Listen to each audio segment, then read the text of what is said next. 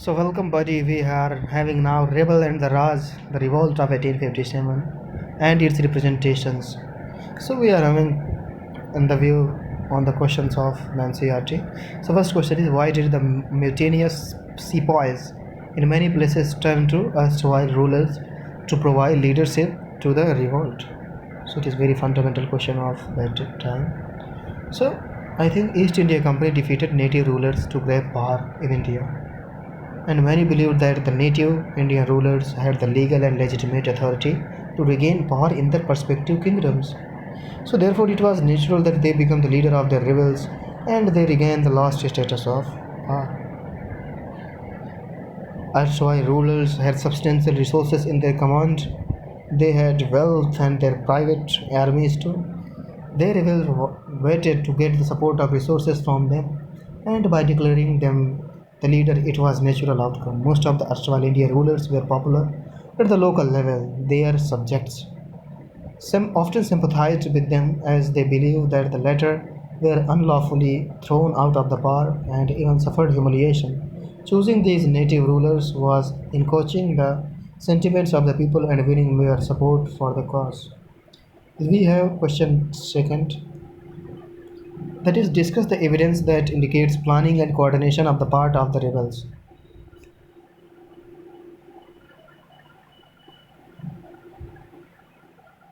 So the rebellion was not abrupt and sporadic, but to a greater extent done with the planning and care. This is brought out by the following points. Rebel decided to strike down when the large part of the British army was in Burma. The time chosen for the rebellion was summer, that is very hostile weather condition on the British summer. British summer was also the season when the entire countryside would be easy to navigate. To spread the message of rebellion, the rebels used symbols, bread, and lotus from villages, and efforts were made to maintain Hindu-Muslim unity whenever the area would fall under under rebel control. Cow slaughter was banned at that time. So now discuss the extent to which religious beliefs shaped in the events of 1857. So people during the company rule felt that their religious sentiments are systematically hurted by the government. For them, it was an attack on the religious freedom, and it is an insult. The religious causes for the revolt are as follows. The religious insult caused immediate effect. The soldiers were given categories greased with cow and pig fat.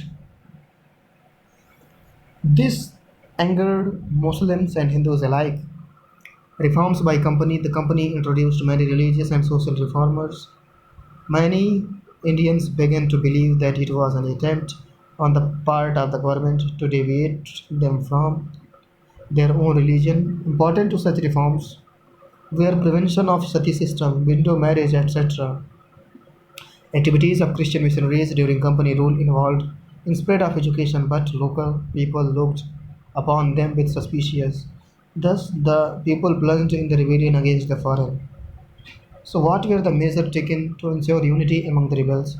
So, very important elements of the revolt of 1857 was in the unity shown by Hindus and Muslims in the struggle against the foreign rule. First, the immediate cause of the rebellion was the use of carriages greased with the fat of cow and pig, angering Hindus and Muslims alike.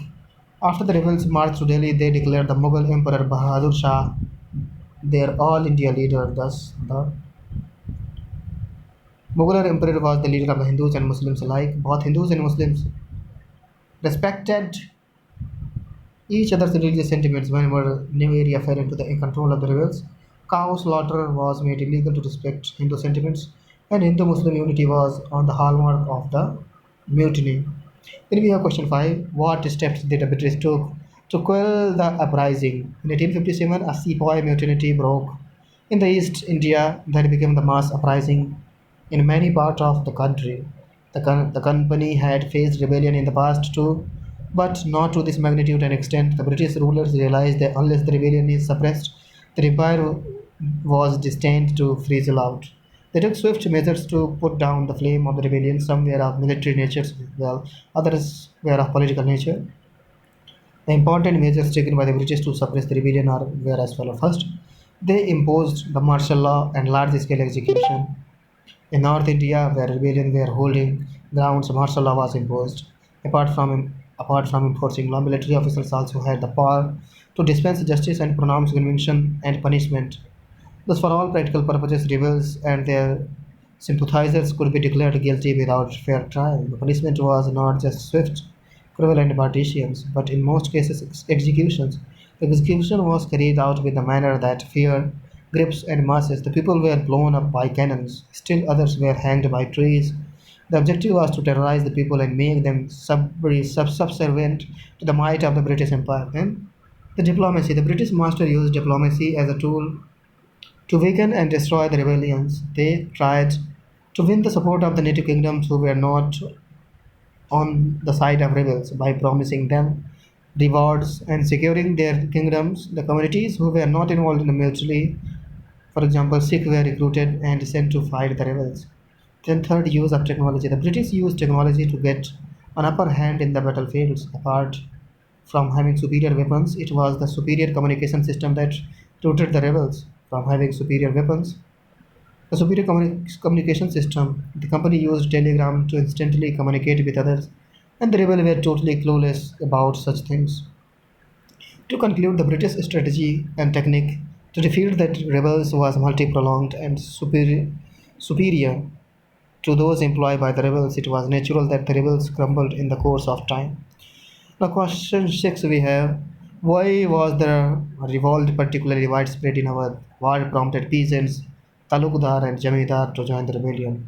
So, the mutiny of 1857 was rebellion of the sepoys and the company turned into masses uprising the certain areas of the country. The most prominent were the areas were erstwhile part of the kingdoms of the Awadh. A report of the government says that 75% of men in Awadh were involved in the rebellion. Following were the main reasons, I think. First, unceremonious revolt of the Nawab.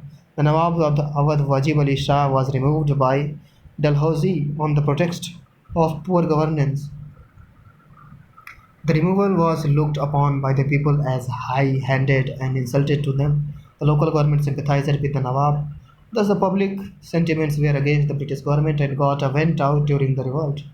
The ruling elite of Awadh during the rule of Nawab was dislodged from the position of power and prestige. The ruling elite that was employed in the court of Nawab and other senior positions were rendered unemployed. They began to feel hardship, and it had a cascading impact. The people dependent on them also slipped in depravity. For all people, British rule was the culprit.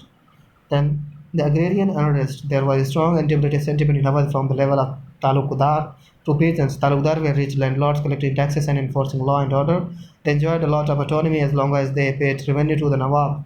Now the talukdar faces a heavy hands of the British masters. Their autonomy ceased to exist. The foot soldiers were disarmed and disbanded. The peasants were oppressed more as the hardship engulfed by the talukdar. Peasants were over-assessed and forced to pay higher taxes than in the past. Now, the Muslim anger. Muslims in North India looked upon British as a snatcher of their empire. The Muslims thought themselves a natural ruler of India who were displaced from this position by the British. The Awadh, which has the substantial Muslim population, burst out against the company's rule, which it got the opportunity by mutiny of 1857. In fact, the government of East India Company described the mass uprising of Awadh as Muslim conspiracy. Now we have question number seven. What did the rebel want? To what extent did the vision of different social groups differ? The rebel wanted to uproot the British rule. It was to be replaced by the rule of Indian, but what would be the nature of that governance is something the rebels were not sure of. They were definitely not fighting to establish a democratic government. The silent points of that vision were first Hindu Muslim unity. The rebels were not clear about the idea of Hindu Muslim unity, but they were definitely cherished the ideals of Hindu Muslim unity. The religious sentiments of both the parties were respected so much when new territory fell to rebels, cow slaughter was banned. Now, preserving Indian culture, many believed that the company was pushing Indo-European culture and the Christianity on the Indians. The rebels wanted to reverse this process. Some of them measures by the company to reform our society were also seen with the same vein. The vision of the different social group as Jamidar sees this as they did not like the provisions of auctions of the state by the company to recover losses. They considered themselves as rulers who could not be dispossessed of their estate. Hence, many of them wanted to give governance that suited their interest. Merchants, they were mixed a lot. They liked the rule of the company as it maintained peace and law across vast areas of India. However, they also looked upon the company's rule as partition that across vast areas of India promoted British state interest in the cost of that India's for the end of company's rule could translate them in the favorable environment. Now most artisans were struggling to survive as they suffered due to policies of companies that primed manufacturing goods of England. Now, what do visual representation tell us about the revolt of 1857? How do historians analyze these representation? So, pictorial images were produced by both British and Indian paintings, pencil, drawing, poster, etc. They form an important record of the mutiny. British pictures, in particular, presented a variety of images that have provoked a range of different kinds of emotions and reactions. Some of the British pictorial images commemorate the British heroes who served the English. They represented the rebels. They repressed the rebels, hence represented the heroes. For example, relief of Lucknow, painted by Thomas John Barker, depicts the efforts of the James Houghton, Henry Havergal, and Colin Campbell in rescuing the prestige British garrison in Lucknow. This image was sketched in 1859. Now, newspaper reported incident of violence against women and children, such kinds of news. When broke out, they led to demands of revenge and retribution. The British government were asked to protest to protect the women and children. Artists have tried to express their feelings through their visuals representation of trauma and sufferings. So, Memories in Memoridian pointed Joseph Neon Patron portrays helpless English women and children rattled in the circle awaiting the fate in the hands of the rebels, though he tries to represent the rebels as a violent. The portraits of heroes of rebellion, the dead and the injured portrait and the picture indicates the sufferings which occurred during the siege, and all these things are written here. Now we have the ninth question. Examine any two sources represented in the chapter, choosing one visual of one text, and discuss how these represent the point of view of the victor and vanquished. So this is the picture, and these are the written text. So do a read of this also. So signing off.